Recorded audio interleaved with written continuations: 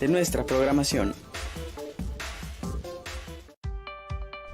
Está empezando el show del Dr. Roy Aranda, donde abordaremos temas sobre separación niños de padres, casos de violencia, traumas con los indocumentados, cómo resistir ante tiempos de pandemias. Llámanos en vivo al 1-888-900-2811, extensión 6, y haz tus propias preguntas al aire. ¡Comenzamos! Good evening, my dear Tribuna TV viewers. Buenas noches, queridos televidentes de la siempre famosísima Tribuna TV.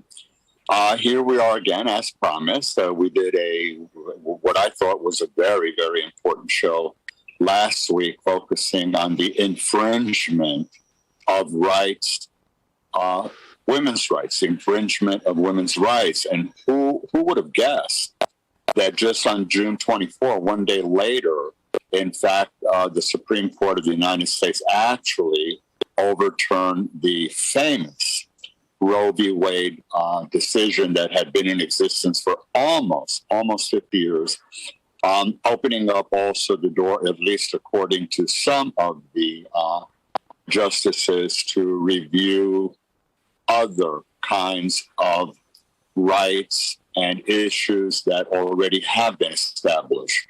So we'll see where that goes. And if and as needed, I'm prepared to do more shows. The purpose being one of educating our viewers and empowering our viewers and letting our viewers know what options they have if and when they feel that their rights are encroached upon, and giving them really access to resources that they can rely on. So today is June 30. Estamos al 30 de junio, so the last day of June. Tomorrow is hard to believe that we are starting already July 1. Let me just ahead of time, I wanted just to go a little bit ahead of time and wish all our viewers, quiero desear a todos los televidentes, a very safe, extended July 4 holiday weekend. Quiero que gocen y disfruten de el día feriado 4 de julio, but there's a bit of a caveat here, and that is that I really caution my viewers, please be careful. Keep in mind, the issues that we've spoken about, possible contaminations, a lot of people on the road, the possibility of excesses of drinking and driving, and maybe other kinds of things, and the possibility, of negative things happening. So I really don't want to belabor it. I'm just hoping that you're all aware of it. I did discuss this at length in a show in May prior to the Memorial Day holiday. Any viewer who is interested in seeing what those precautions that I covered then were, just go onto Tribuna TV's website, look for my hosting site. You'll see my face. Click it on. You have access to all my shows there. So today we have another very powerful, equally powerful as last week's show, and I felt the absolute urgency to do it. The title of the show today, From Columbine to Uvalde, How Do We Care for Our Children? I'm going to encourage the viewers. We have several slides.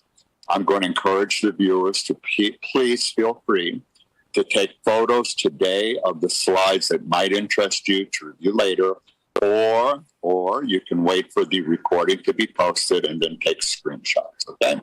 So without further ado, Don Oscar, and I wanted also just to give a shout out to Oscar Luna. Don Oscar, he's my producer. He's the magician behind putting all of the slides and fixing me up before the camera, and my lovely guest, Dr. Dina Abbey. So he's the magic behind the show. So Don Oscar, te saludo, por favor. ¿Quieres saludar a los televidentes?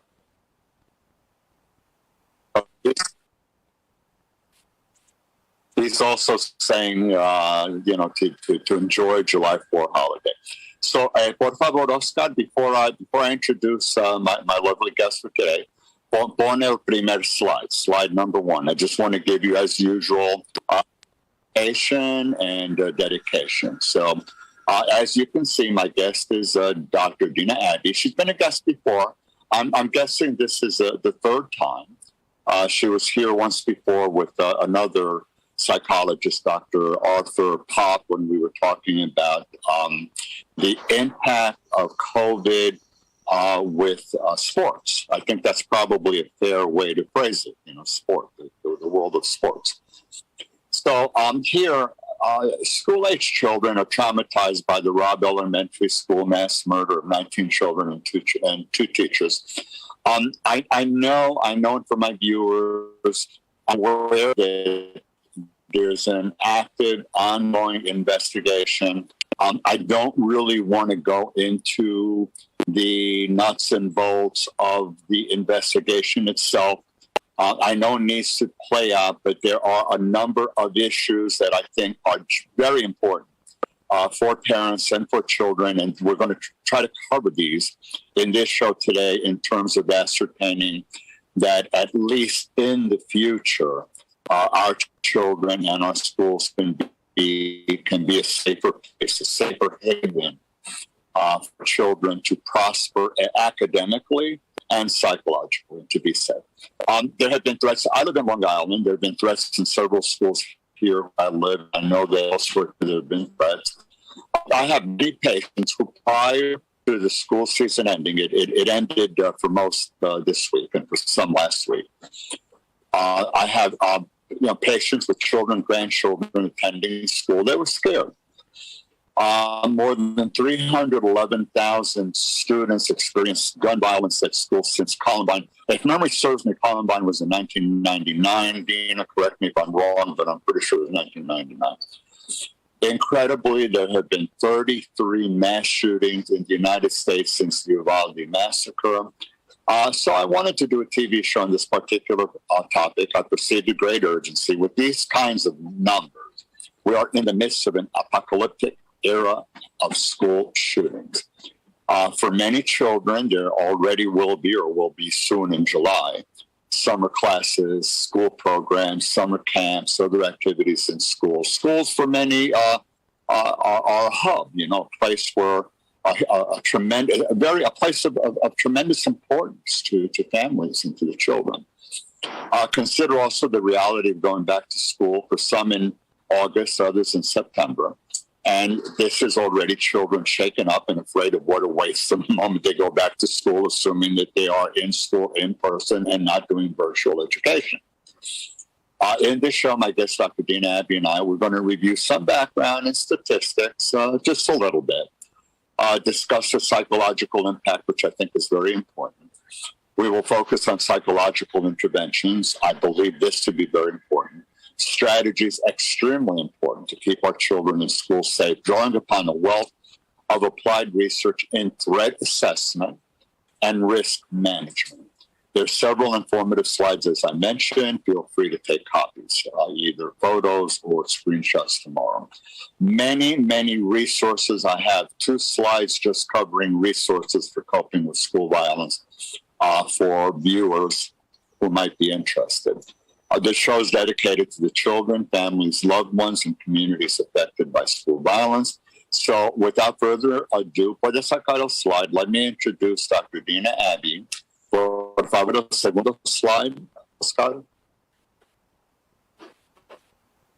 So here I'm just going to briefly mention there's a lot here. I'm just going to leave it up for the viewers to take a quick look at it. Again, I encourage you to take photos or screenshots. Dr. Abbey is very actively involved, specializing in the work of children, infants, adolescents, I believe. She's done work in the area of attention deficit hyperactivity disorder, Tourette's syndrome, autism, social phobias, aggression. So, okay. So, yeah, I came to believe that you're younger than me. Okay. So this is pretty clear. Okay. She has a doctoral degree from Hofstra University. I actually taught, I don't know if you knew that I taught at Hofstra University for many, many years. I was faculty there at Hofstra. I taught psychology in law for quite a while. Dr. Abby has published many papers, and she is a clinical supervisor for graduate students at Krasner Center at the Stony Brook University. Many other responsibilities. I'm sort of going to speed it up a little bit here and just indicate that she has been very actively involved in the I believe the American Psychological Association, American Family Therapy Association. She is a past president of Suffolk County Psychological Association. What that means is that she was president-elect for 2 years, president for 2 years, and past president for 2 years. Am I correct?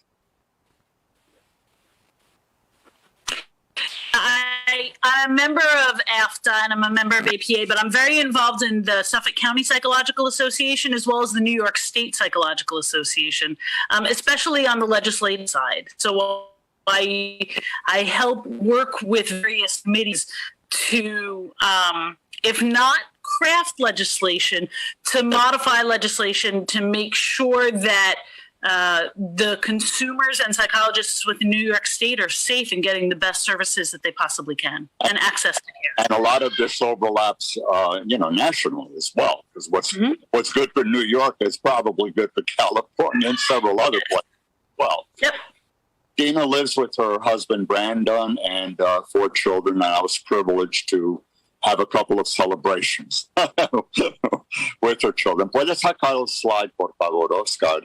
So that said, I did want to just on a personal note indicate that I met Dina. I don't remember how long ago. I mean, it's been, if I'm ballparking it, maybe 15 or so years ago. I'm not entirely sure. And since I am older than you, I'm going to take a liberty of saying, and I hope I'm right, that at least at the very beginning, that I may have played a little bit of a mentor role with you. That's obviously something that's not necessary anymore because she has blossomed. And to her credit, whenever I said, Dina, will you do this? I think that we have to create a time quicker than a second because she responded usually quicker than a second. Yes. So I really wanted to give you a tremendous thank you for all those years of assisting me. And bottom line, with all the things that you're doing, and that you've done and you have yet lying away, I really see you as a rising star, and I know that you're going to go very far. So, Dina, if I left anything out, please just say a few more comments, and then we're going to get into one of many slides for today. No, thank you very much. I appreciate the wonderful introduction and look forward to the conversation. So, dear viewers, as I've done before, I'm going to put slides up. I'll go over some of them fairly quickly, and then I'll ask Oscar to take the slide down, and then Dina will comment, and we'll have a dialogue on the contents of the slide, and we'll move to the next slide. There are many issues, many areas. It's a very complicated field. I'm really hoping that the viewers take away some aspects that are of interest to them and particularly relevant to them. But in a show that's a little bit over an hour, I've really provided you with, I think, is a wealth of information that would probably be more fitting almost for a course in this topic. So, bear with me. We'll try to get past this. Por favor, Oscar, es slide número 3. So I don't think that the viewers are terribly surprised that we're seeing a spiking of violence. Now, the spiking of violence is due to a couple of things. We witnessed this from the pandemic. We're still in pandemic mode, so it's still going on. And for whatever it's worth, we're going to pretty much be in a pandemic mode, I anticipate, probably forever at this point in time. Not that we won't have it controlled. But we're going to have COVID with us, just as we have COVID, as we have flu and other kinds viral infections floating around. So it's not going to go away. And it's going to continue to affect us. And it has changed our lives dramatically. And because of the way in which we had to operate, staying at home, loss of jobs, loss of careers, mothers more than fathers having to do virtual schooling at home, increased getting on people's nerves at home, increased stress, PTSD on the rise, mental health issues. Obviously, a side effect was violence. Violence increased. We're still seeing this, but add to this the real social unrest that we're witnessing daily. All you have to do is put on the TV or turn your phone on, or go to any news station, read any newspaper, either a real newspaper or newspaper on your phone, virtual, and you're bound to see stories about violence. I mean, it's there. We're seeing this daily.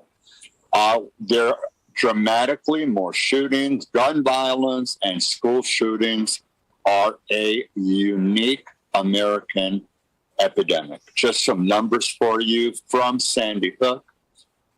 Each day, 12 children die from gun violence, another 32 are shot. Leading cause of death among children and teens. I gave you some of the statistics there. 93% of school shooters plan the attack. You have the persons of color and of indigent and different races and persons of color. Communities are disproportionately impacted by gun violence and mass shootings. Majority of individuals with diagnosed mental illness do not engage in violence. And I thought that this was important to put up because often we get this misinformation and false information that keeps getting rebroadcast over and over again. And when things are broadcast over and over and over and over again, eventually people believe that it's the truth. But the reality of it is that the majority of people who have some sort of a diagnosable mental illness or maybe a subthreshold mental illness, they don't engage in violence against others. That doesn't mean that those who do engage in violence are not in some way suffering from some sort of problems, because they are. Violence is all around. Dina was kind enough to provide some references. So I just decided to use this one as an example from Staten Island, December 13, 2021. This was at a high school in Staten Island. They had a walkout. 1,000 students participated in this. Violence was particularly bad once the school year was over. There was a knife fight that was caught on video. Another student wanted to take lessons virtually after being pushed down a flight of stairs. This is just one story. Open up the newspaper, open up any source of news media that's relatively reliable, and you're bound to see something every single day. And more than something, certainly a lot more than just something. Violence is all around us. Por favor, Oscar, puedes sacar the slide. Dina, anything to comment on that? I think it's important to remember that just the increase in violence is not due solely to people who are mentally ill or to people who have mental health concerns. And like you said, just because something is repeated a million times doesn't make it true. So lots of people have mental health concerns, and the majority of them never commit this violence. So some behind this violence, and we shouldn't just take the easy way out and lay blame at mental illness, because that's not what's going on here. Okay. I just wanted to add off the top of my head that I'm wearing like a red T-shirt. I don't usually wear red on the show, but I did it purposely today because, to me, in solidarity with all the losses that we have had, represents symbolically it represents the bloodshed. So with that, I'm saying it from the heart. I really feel for all of the victims and for how much bloodshed there's been. And I wanted to wear this color in solidarity for that purpose. Puede sacar poner por favor el slide 4, Oscar. We're going to look at the. You think there might be a profile of attackers, and there is. This is information, again, thank you, from a reference that was provided by Dina. This is from United States Secret Service. You don't have a particular profile, and you don't have a particular profile for a school. Attackers usually had multiple motives, typically some sort of a grievance. Classmates, school, teachers, relationships. Most used firearms, and most were firearms that were available or required from home. Most had observable mental health symptoms prior to the attacks. Half had interest or fixation in violent topics. All experienced social stressors involving relationships, be it with peers, romantic partners, families, their school. Most experienced negative stresses or negative home life issues. Most were victims of bullying. Most had a history of school disciplinary action. Many had prior contact with law enforcement. All displayed concerning behaviors. Most communicated a prior threat to their target or intentions to carry out an attack. Puede bajar el slide. So although we don't have a particular profile, there's enough in this slide to make the viewers wary that there's a lot that can be said about threat assessment. How do you go about gauging threat, risks? What are the kinds of things that we're going to be looking at? Dina, anything to add to that, this particular slide before we go on to the next one? No, I think you hit that. We're going to now start looking at prevention, and it's just a beginning of prevention, because later on I have like a more detailed slide on risk management in schools. So, por favor, slide 5. And this is from the National Association of Schools. And Dina, you might be happy to know that I'm actually a member of the Association of School Psychology. Vanessa, I don't know if you knew, by the way, and I doubt that my viewers know, but my original training in psychology at Brooklyn College was in school psych. I actually attended the school psych program.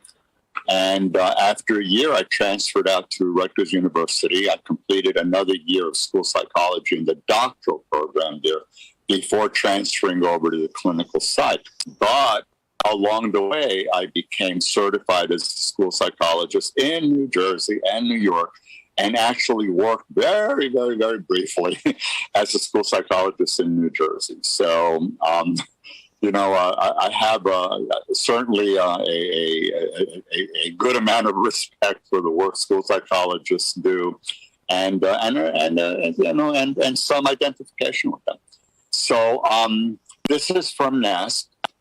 Things like creating a safe, supportive climate, punitive measures are not an appropriate intervention. So punishing kids and making them stay after school and this and that, and it's not particularly effective.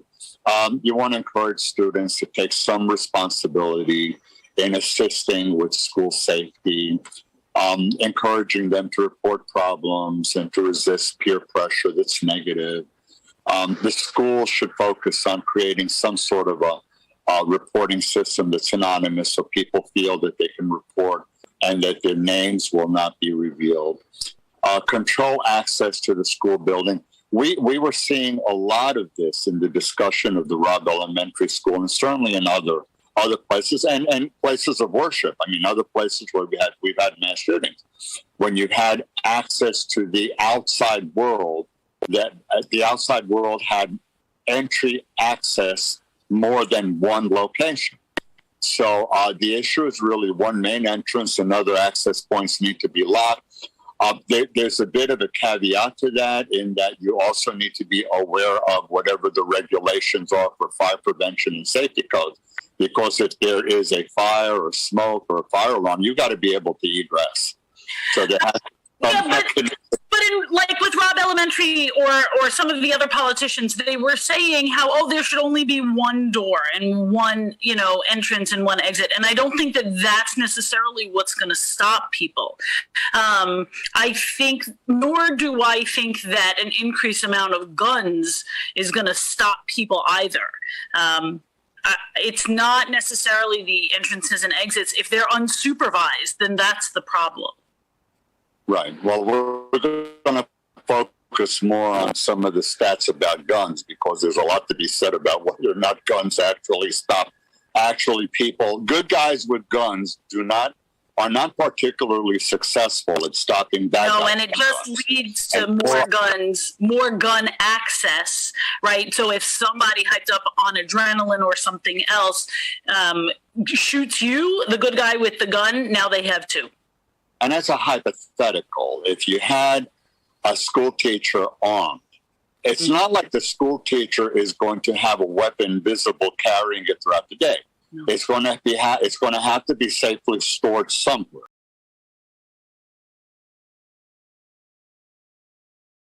Mm-hmm. So that teacher is going to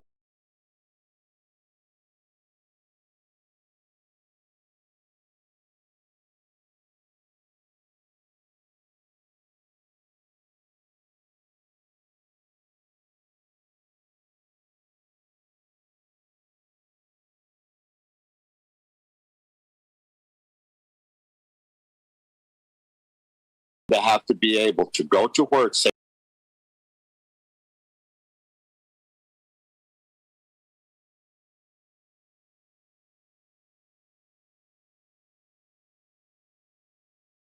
safely stored, remove it if there really is a threat, and also run the risk that somebody else might have access to get a hold of it. On top of which, you don't necessarily have these teachers who are trained to teach become, qualified, in shooting. What are you going to send them to gun ranges? And we don't pay them enough. We certainly don't pay teachers enough for all the work that they do, let alone now to be a police force within their classroom. And what about running a classroom on top of it? We have children who do have needs within that classroom. So now we have to not only prevent an active shooter from having access to the guns, but we have to prevent children from having access to guns. Right. And you can't protect your children and keep them safe if you're trying to outshoot a shooter. And you can't, there's always a possibility someone will take the gun away from the teacher also.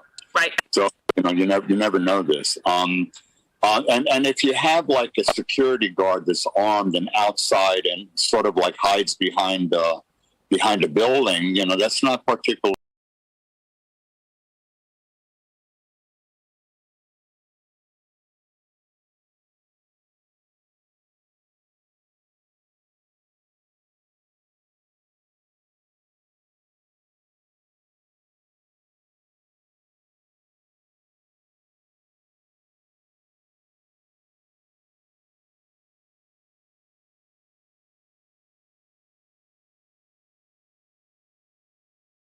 going to be effective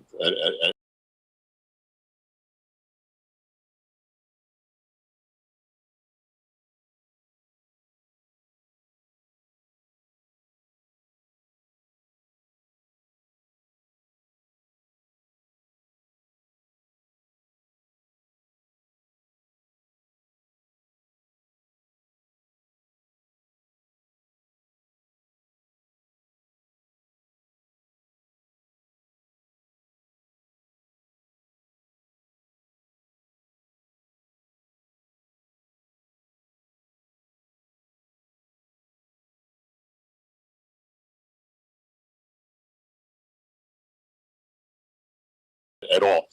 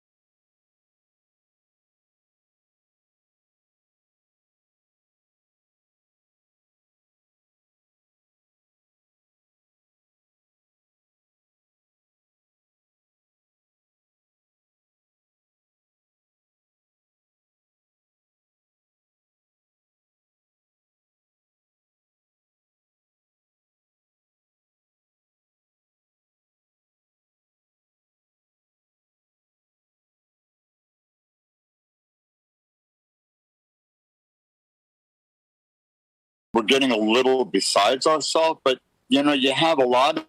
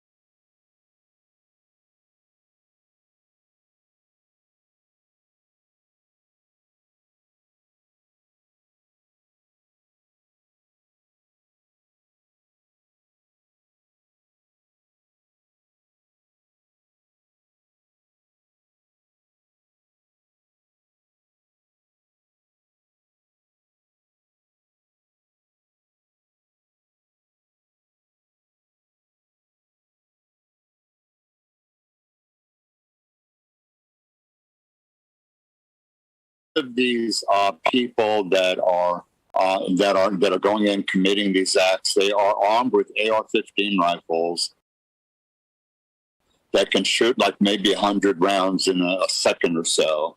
They're wearing armed protective gear, so you shoot them, they're not going to get hurt. They probably have backup weapons. They've cased the joint. They're coming in with God knows how much firepower, and I'm guessing that many of them are perfectly willing and prepared to go out. You know, they'll do whatever they can do, and if they're taken out, they're taken out. But they'll do whatever damage they can do, and you're not going to have a single person be able to stop somebody like that under that circumstance. In schools, they need to monitor guests. You know, there always has to be somebody there monitoring who comes in and out of the school. You have to have monitoring of parking lots, common areas. There should be, in terms of school safety prevention measures have to include school resource officers, security guards, local police partnerships. You need to use security systems, develop threat assessment and risk assessment procedures in teams. We'll focus a little bit more on that. Hold regular school preparedness drills, create community partnerships to enhance safety beyond the school. Like you might want to invite the local police precinct or fire department or religious associations or parent. But if they're too afraid to enter the school because there's an active shooter, then they do no good either. But at least to be involved, to have a role with how you keep the school safe. You need to conduct routine reviews of school safety policies and procedures, and really review these and look at the data, and implement violence prevention programs and curricula and evaluate them. It's no good if it's collecting dust, it's locked away, and you're not reviewing it or looking at it or doing anything. Oscar, si no sacaste el slide, if the slide is still up, slide 5. We said a mouthful about this. The next slide is on threat assessment. Anything more to add to that last slide? Because we still have more to cover on school safety. I still have another slide, 2 slides that covers risk management in school, so we can get back to that. Yeah, I think there are other things to talk about. All right, threat assessment. Por favor, Oscar, slide 6. So threat assessment has to start with, well, what is a threat? A threat is an expression of intent to physically or sexually harm somebody. You need to look at relevant information about a student who may pose a threat. I gave you a lot of information in slide 3 about attackers, indicating that although there may be no particular profile, there's a lot of data there to look at. Are they posting things on social media? Are they talking a lot about violence? Are they really into guns? Are they, some of the things that I talked about when we did slide 3. Behaviors, information obtained from reliable sources at school. Social media, you'd be surprised how much information you can get from social media. Other records that may be available to you.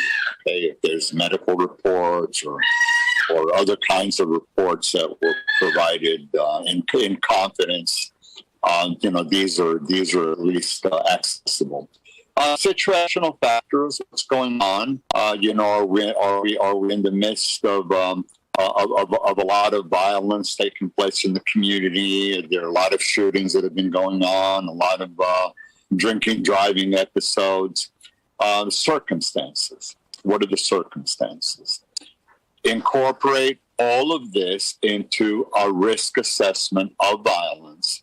And the assessment has to be multidisciplinary, involving teachers, administrators, mental health professionals, and law enforcement. The process involves the evaluation and classification of the threat. Again, refer to the information that I furnished.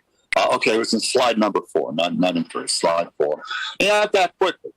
You can't sit there and take time. You have to act quickly. One of the criticisms that Uvalde was, what was it, about an hour and 19 minutes, somewhere in that area before they finally took the perpetrator out. Threat assessment is a component. It's one component of a comprehensive approach towards enhancing the safety and psychological well-being of students. Oscar, por favor, puede sacar el slide 6. So this is pretty much critical. This is where the assessment starts. This is where we as psychologists would refer to as the assessment. We're starting with this. Anything struck you or to add to this, Dina?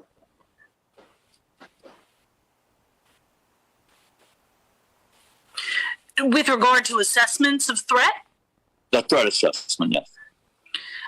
Just that I think that as psychologists, we have a lot of resources and the ability to recognize and be involved with potential concerns earlier than other people. And it's important to remember that school psychologists play a significant role in the schools, and to pull them or not to have them in the schools puts everybody at risk.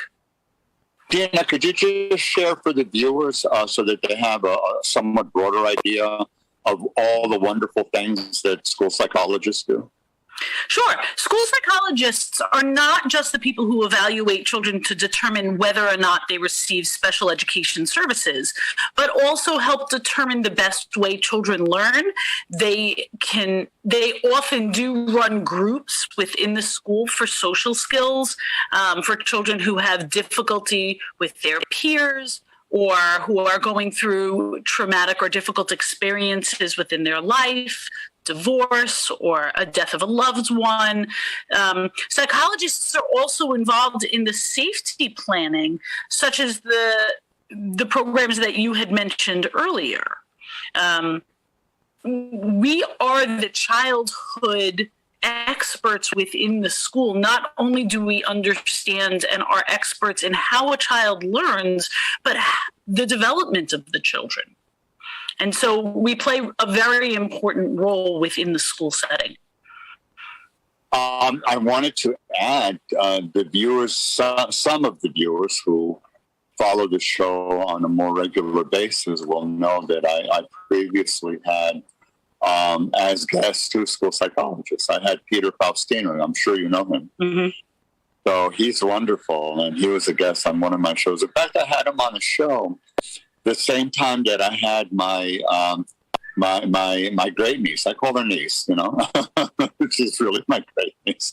Absolutely delightful, Alyssa. She's like absolutely delightful, talking about her perspective of how the pandemic affected teenagers in her school and what she was aware of. And Peter, of course, was talking about the impact of the pandemic. I also had Dr. Dixelia Lopez. I don't know if you know who she is, but she's also from the school side, from the National Association of School Psychologists, and she was a guest of mine as well. And now have you? All righty, let's look at, por favor, Scott. We're going to go into the psychological impact. How exactly are children affected? Not just children, but children and the community in general. People in general affected by these kinds of horrific acts of violence. Por favor, Oscar, el número 7, psychological impact. So here we see that we have widespread fears of recurrence. This is very common. It's going to happen again. It's going to happen again. I'm afraid of it. I see this so routinely in other more simple kinds of situations that I work with patients, car accidents, for instance. I'm going to get into another car accident, occupational injury. I'm going to get injured at work again. I'm going to get injured at work again. So having some sort of fear of being in a traumatic incident again, it's pretty commonplace. Unfortunately, it's fueled by misinformation. It's also fueled, I don't know if I put this in this particular slide, I may have, but it's also fueled by the incredible, frequent repetition of the traumatic event over and over and over again on TV, on social media, on your iPhones. It's literally plastered over and over and over again. Dina, I can't begin to tell you how many times I turn on the news, and I'm actually focused on news, and I see breaking news. And the breaking news is something that's already been repeated about 5 or 6, 7, 8, 9, 10 times already. I'm saying, well, how can it be breaking anymore? It's no longer breaking news. You're reading the chyrons, and it's over and over. And there's so much overloading with this kind of information that people, it has the effect. I think it has two effects. One is it adds to anxiety because people are just, it's going to happen again. So it becomes a bit of almost like an anticipated self-fulfilling prophecy in the making. But there's also a desensitization effect that after a while, ho-hum, I don't care. You know, like I was listening to how many deaths every single day from COVID, and after a while, you're looking at all of these numbers, 20,000 and this and that, and you know, after a while, you lose sight of what that means. It's just like, so what? And it's unfortunate. You see, I think both extremes, either one is a bad thing to happen. Post-traumatic stress reactions may or may not rise to the level of a formal diagnosis, which we talked about PTSD. It doesn't have to arise to the diagnosable PTSD. You're still having post-traumatic stress reaction, panic reactions. You hear a sound. I'm worrying for instance, about somebody out on July 4th hearing fireworks and dropping to the floor because they think it's a gunshot. I'm stretching a little here, but I wouldn't be too surprised if people have those kinds of anxiety reactions, again, because there's almost an apprehension that it will happen. Panic reactions, they are afraid of going to school. The closer they get to the school, they become panicking. They want to leave and go home, go away. Similarly with car accidents or with going to stores that there was a violent act in a store, something happened in the store, you get closer to it, you want to go away. You have a panic reaction. Depression, very common. Grief reactions when there's been a loss. Suicidal ideation and thoughts. We've spoken about this on many occasions. They ought to be taken seriously. You do not ignore them. You have to really keep these in mind. Behavioral changes, there's so many different kinds of behavioral changes, ranging at one end from total withdrawal, isolation, I don't want to do anything, leave me alone, I want to stay in bed all day, to maybe becoming aggressive or risk-taking behaviors or actually engaging in violent kinds of acts.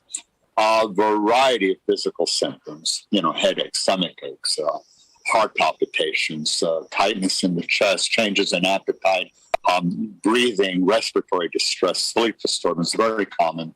High-risk behaviors, maybe for those who drive, speeding up in the car, crossing streets a little bit more imprudently without being on the lookout, deciding that, okay, I'm going to drink a little bit more alcohol, or, maybe so what, let me go out. I don't care if there's 200 people hanging out and they're not wearing masks and I don't know their COVID vaccination status. Who cares? I'm going to hang out with them anyway.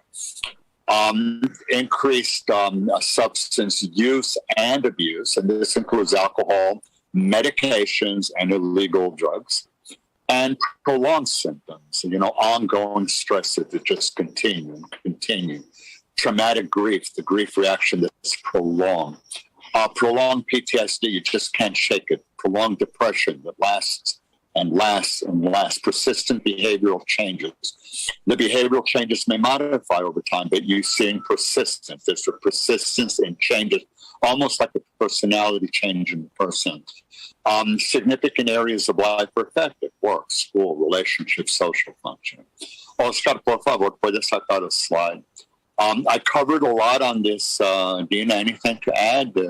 I know it's impossible to cover everything, but I try to give a fair exposure to, I think, most kinds of typical kinds of reactions. When we talk about children, you're not necessarily going to see the same type of depression that you would see in an adult. So it's important to look at what's going on with your child and the changes that are going on. Are they sleeping significantly more or less? Are they much more hyperactive? Are they hugging you more or not hugging you at all? Are they giving away toys? Are they hoarding things? Are you seeing a lot of movement or children who are able to play by themselves all of a sudden are always wanting to be around people and constantly needing to have somebody engage with them? These are all important signs of PTSD, of stress, anxiety, depression in children. And so it's important to be on the lookout and remember that constant exposure to this kind of trauma with a big T, even if we might be able to turn off the TV, we have a difficult time processing what we're seeing, but we are older and have more resources. These children cannot necessarily process what they see. And so this exposure can be far more detrimental to them. I think it's very important as well, if you'd like to expand on it, for parents, viewers to be aware of the kind of impact to children, keeping in mind chronological age and social development age. They're not identical. Okay, so maybe you want to expand on that. There are so many things that go into social and developmental age. Your child may be 5, but may speak like a 12-year-old, but that doesn't mean that they're processing the information like a 12-year-old. They may understand some concepts, but they are still 5. The other way is true as well. There are children who might be 10 or 11, but who maturationally are only 7 or 8. So it's important to remember that just because your child is a certain age, and something may say, well, it's okay for a child of this age to be able to do this thing. It's really idiosyncratic and it depends on the child. Okay. So we're going to look at children now. That's the next slide. Oscar, por favor, número 8.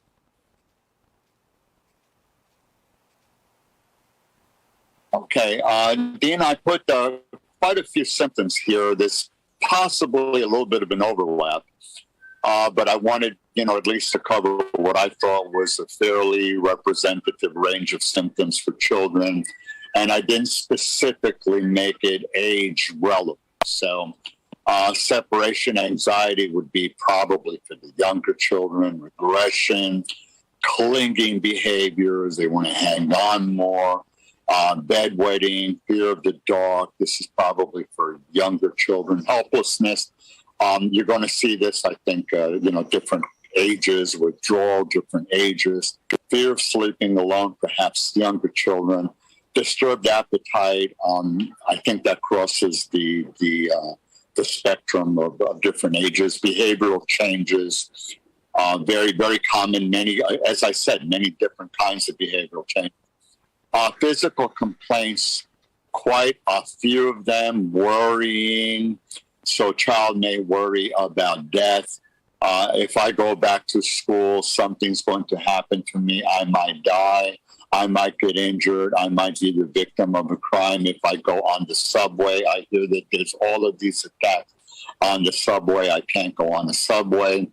You're also witnessing traumatic play activity with children. I believe I may have shared with the viewers a long time ago when I was celebrating my 13th birthday, and I lived in Valencia, Spain at the time, and I had gone to visit my aunt, and she lived near the ocean in Valencia, and there was a local train that passed by that area very close to where she lived. And back in those days, when the train was coming, there would be somebody that would put up like a chain link, blocking the path from vehicles. And there was this young man who would come out of a barber shop, and apparently he was distracted. He was about to get married. This is speculation. I mean, I knew he was about to get married. That information I got. The distraction was speculation because of getting married, and he didn't realize The train was coming. He got hit. By the time I got there, there were all of these, railroad employees, and there was this box, a wooden box, where I realized that that's where they put the remains. And they were like using shovels to clear the tracks from blood. And I never actually saw it, but I had wanted so much to have a train set for my birthday. And my father, who had stayed in the United States, had sent money to my mother in Valencia to buy me a nice HO train set. And I did not want to go to sleep that night. You have like no idea. I refused to go to sleep. I stayed up. I didn't go to sleep until like I couldn't stay up anymore because I knew I was going to have nightmares. And after that, I started having play with the train set, where I would put figures, plastic figures, on the tracks, but I would have the train derail. The train would derail, and the figure one. This is the type of traumatic play that I'm talking about. And it happened to me when I was 13. So you can imagine what it's like for children even younger than that. Risk-taking, we talked about that, and changes in school. But Roy, let me just interrupt. When we're talking about some of the behaviors or concerning behaviors that we expect to see in 2-year-olds and 3-year-olds, like separation anxiety or bedwetting or fear of sleeping alone, fear of sleeping in the dark, when we start seeing that in 13 and 14-year-olds or even in 8, 9, 10-year-olds, it's not necessarily typical. So especially if it's after a traumatic event or like a witness right after a traumatic event, you saw the immediate aftermath, but then we're going to see separation anxiety. Then we're going to see regression. Then we're going to see bedwetting. You've been toilet trained for, 13 years. I don't understand what the problem is. This is the type of behavior that we're seeing in these children. Well, we have survivors of Uvalde. We have 9, 10, 11-year-olds. This is going to be with them, I dare say, for the rest of their lives. You do not shake this. The best you can do is learn to live with it, but you don't shake it. Changes in school performance and also school avoidance, I think that's pathognomonic to something going on and significant. So I think that really parents would need to be very wary what happens in schools and changes in schools. And it's also important for the parents to maintain contact with the schools, with the teachers, and with the schools, to be involved, because otherwise, how are they going to know? They don't know if they don't monitor their children's cell phones, or they don't monitor who they're playing with, who their contacts are. It may seem a little bit like an intrusion for parents, who want to look into what their children are doing, but you do need to balance their privacy with safety, and there's really no excuse for not knowing some of the things that are going on. I've had, let's talk about a slide, Oscar. I've had many parents not realize that their children were being bullied in school, or that these kinds of mishaps were happening, or they just didn't know. Anything more to add to that? No, I just think it's important that when we're talking about children who have experienced some sort of traumatic event, and the caveat, of course, is what we would consider traumatic and what they would consider traumatic might be two different things. So we might be able to look at something and be like, it's not a big deal, that was terrible, but I got over it. And a child might not see it that way. But when we start seeing significant changes in behavior, that's when we reach out for help. I'm also concerned when I have parents or adults, and they're treating or thinking about their children like little adults. I don't want, don't say anything, or you're fine, or they're telling the child, you're fine. I know you're okay. You got over it. Don't talk about it. Don't deal with it. Be a man. get over it. And they're not really appreciating what the child is going. And if anything, they're encouraging the child to freeze and just to be quiet and to withdraw and not say anything. And the most important thing we can do is provide a safe environment for the child to talk. So they really do need to speak about it. We shouldn't push them to speak about it, but we always want to create a safe environment where they feel secure and loved, where they can talk. And it might not necessarily be with the parent. It might be with somebody else like a therapist, but that's really what we need to do. And that's the best treatment for a lot of these children, is to simply talk about it. Right. We're gonna look at some things that that viewers, parents can do to help their child cope. Some of this we already focused, so this is going to cement it a little bit further, and then I'm going to let you expand on it. Okay. Por favor, Oscar, el número 9, helping cope. What you just said. Encourage your child to express feelings. And there's many ways of doing it. Talking, drawing, playing, be attentive, encourage them to ask questions, offer support, find out what your child may be thinking and feeling in reaction to the event. Be direct. Don't lie. Give honest information. The information that you give has to be, tailored to, again, their chronological, social, developmental ability to understand.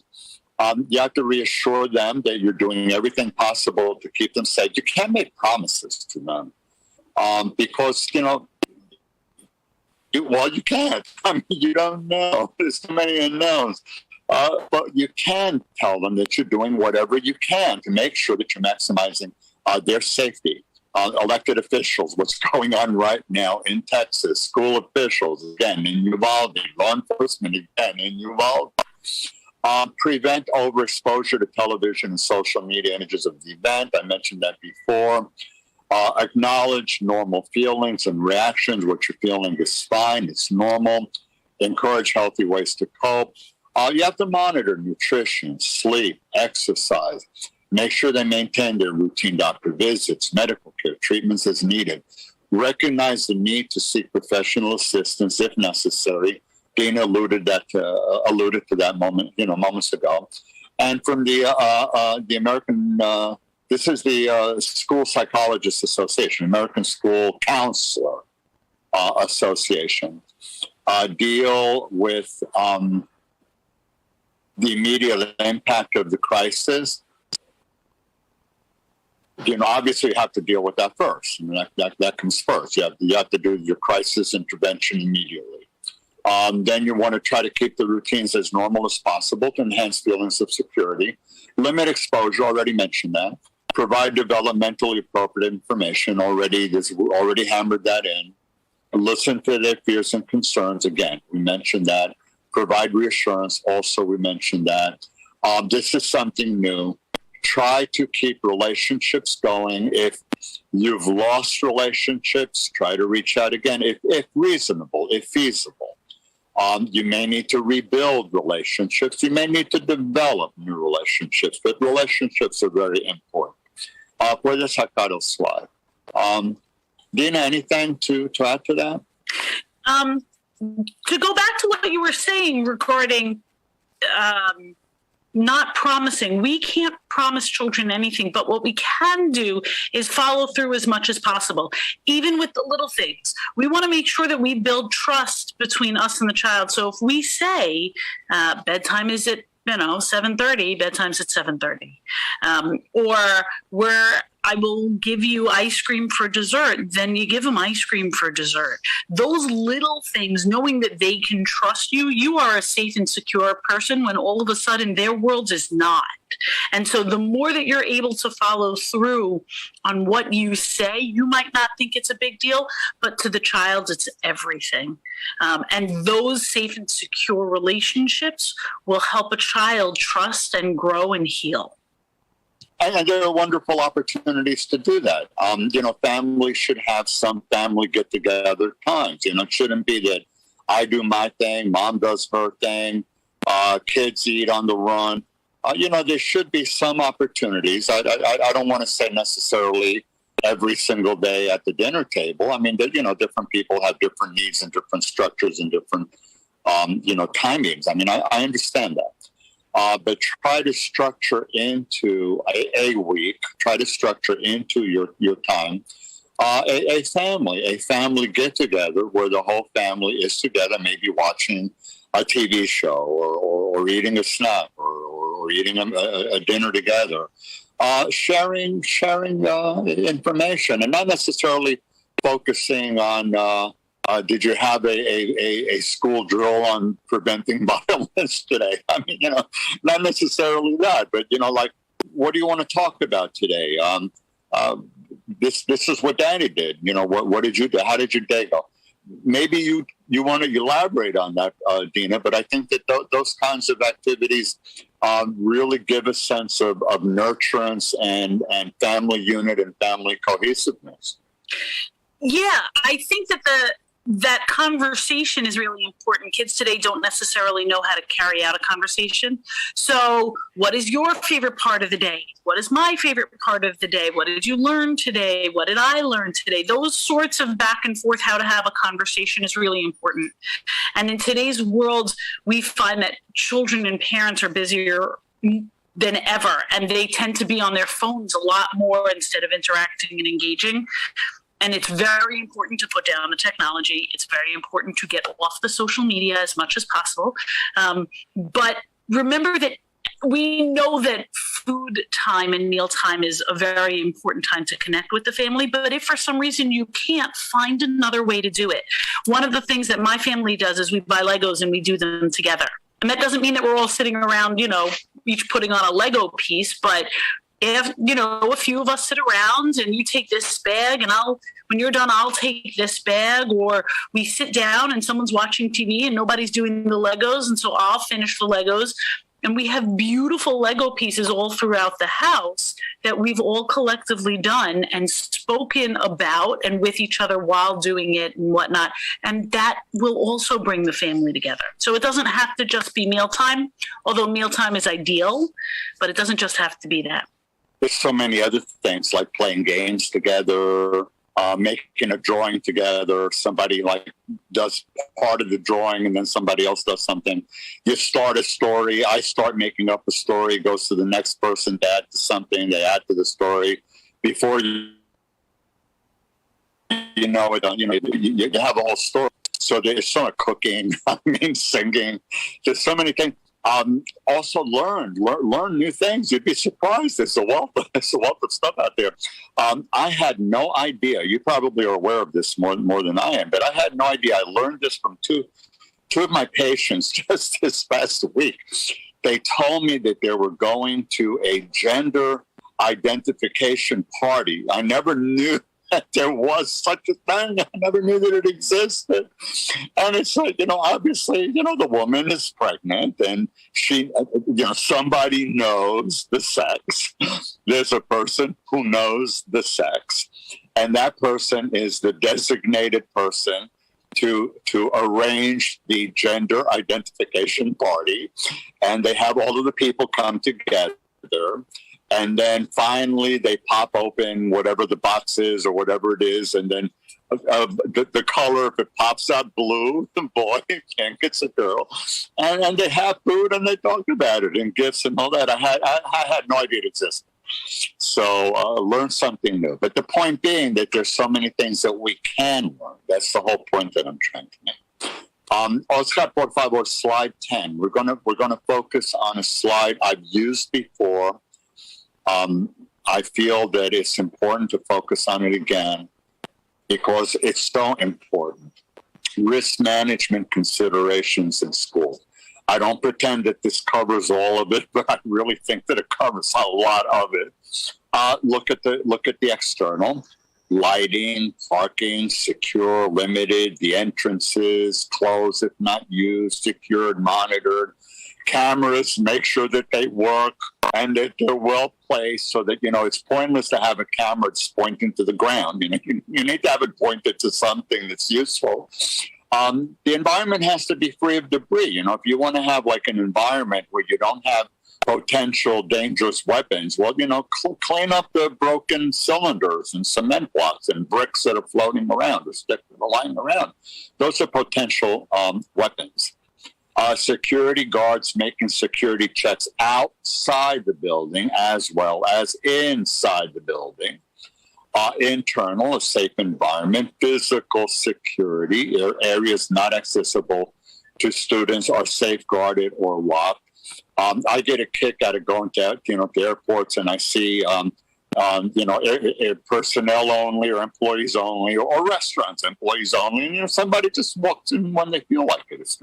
It's not closed. Greeting and screening visitors, I mentioned that before. Have them sign in. Make sure that they go where they're supposed to go. Don't assume that they're going to go there. Maybe you can accompany them and make sure they sign out. Observe them leaving. Intervene if there's an unidentified, unauthorized visitor on the premises. Quickly. Act quickly. Exits have to be marked. Lights have to work. Fire extinguishers visible, accessible, inspected, working. Camera surveillance inside, working. Security guards present and visible patrolling the halls and buildings. Safety measures, first aid kits, supplies available, clean and up to date, and accessible. School employees who have Red Cross or paramedic background. Por favor, baja eso y pon el 11. I'm continuing with slide 11. Marked evacuation plans. People need to know where they're going. There should be, every now and then fire drills. So people need to go. Which way to go, and timing. Time how long it takes to evacuate the building. Ongoing supervision of staff. Continue school safety professional development. Keep your employees informed. Give them training. Give them modules. Provide them with the tools that they need. Security procedures, response plans for emergencies in place, conduct drills, active shooter drills, lockdown drills, code yellow. This is a bit of a mixed bag because there are some issues and concerns that if you do this and then you're a child and you've been in the middle of doing this, getting back to wanting to do your mathematics and your school drill may be affected. So it's sort of like a double-edged sword to what extent you do this and how you do this and how often you conduct it and what impact it might have on children, and particularly maybe younger children who later are going to be affected academically. Information, intelligence sharing, collaboration. You've got to share this with law enforcement, with other school districts, with community partnering. Regulatory agencies. It's pointless if you keep it to yourself. You've got to have some way of sharing and see what other people are doing, how you stand in terms of your plans and your safety compared to others. So context, geography, location of the school, community context. What are typical or customary security safety expectations and measures in the school district?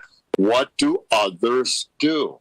Is typical enough for where you are, and is it enough on a particular day? If you have a parent-teacher conference, do you need added security? If you have some sort of school performance, you have a graduation taking place, is what you have typical enough? And if not, take into consideration added measures of security. So consider situation-specific needs, security enhancement to add to like what I said, special events, sports, conferences, shows, proms, etc. Por favor, puede sacar el slide. So, Dina, with my years of experience in doing risk management and risk assessment in various contexts, I spent quite a while developing this. And I'll continue to add to it and develop it if and as and when necessary and more information comes down the pipe. Anything significant that I may have missed or that you'd like to focus on or add to it? Well, a few things. I think that we have to balance people's safety and people's privacy. Just because a child is having a tough time or a parent is going through a tough moment doesn't mean that they're a risk. So that goes to the second point, which is we need to create an environment in the community and in the schools that is more welcoming, that is calmer, that is not so hyped up and angry, because that is what's leading to this violence, this polarization, and this extreme anger is playing a very huge part. And if we have a community that's open and available and welcoming and warm, both in a school community, in a home community setting, and the school becomes a place where people are welcome and able to seek out help, you are less likely to see this type of violence occur in general. So we don't have to utilize all of these more extreme plans. And simple things like inviting guests, like a police officer guest or a cop who does the beat or whatever, and ask them to come in and share information. That's nice. I think the kids like that. They react to that. It's like community policing. I think it depends on the community also. Not all communities have that relationship with the local police officers. And it's not going to be so easy just to invite them in and say, hey, this is a good guy, because they watched that police officer arrest their uncle or knock down their door, or they saw them involved in a fight on the corner. So it's not enough to invite them in. It's important, but we have to change our attitudes and our community's behavior. The culture has to change. Culture must change. It has to become a culture that's supportive and safe, and a culture that really has as a focus our children, keeping our children safe and teaching them, because our children, they go to school to learn, to learn and to interact socially and to develop psychologically in a healthy manner. Mm-hmm. So that would be the ultimate goal. And everything that is done has to be done with that as here on top. What can we do to help our kids? That's at the top. Okay, so Don Oscar, a lot of resources. So I'm going to go through the resources and then we'll do a wrap up. Por favor, Oscar, numero 12. So here you have my information on the left. Peter Canaris, whom you, Dean, know very well, is my consultant. He's been on my show as a guest many times, and he's helped out a lot. Dean, I put you there at the top. Check you out. So that's your contact information. I have it correct, I hope. Yes? Okay.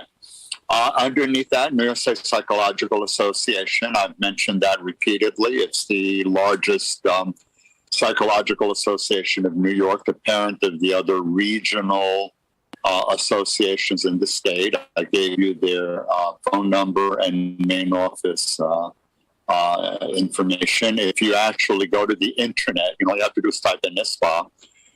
You can actually go to their website, and there's a wealth of information that's available for people who are not members. For non-members, you can get information that's there of interest and very informative.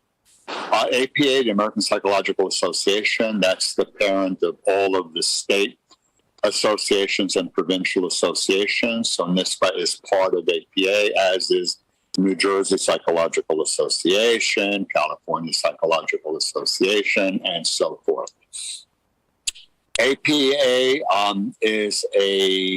provides absolutely incredible, fantastic information. Go to the website and look for information about the traumatic incidents, hurricanes, tornadoes, violence, coping with different kinds of things. There is a wealth of information available there. Suffolk County Psychological Association. This is Dina's, home region, mine as well. So there's the phone number and the link. And as I've said before, and I'll say it again, I think it's a wonderful, wonderful regional association. They have an incredible number of training events and educational material, and a huge number of committees that are intended to provide some sort of services and educational information to the public, and they also have a listing of psychologists who provide particular kinds of services to people in the communities, and the kinds of services and kinds of insurances that they may take. Westchester Psychological Association, I'm including this, basically it's the association for NISPA President Barbara Capitanakis, and I've given you information of all of the regional psychological associations that are associated with NISPA. That's the link. Por favor, Oscar, el slide número 13. So is a very special and important slide. There's a lot of information here. I really encourage you, again, take a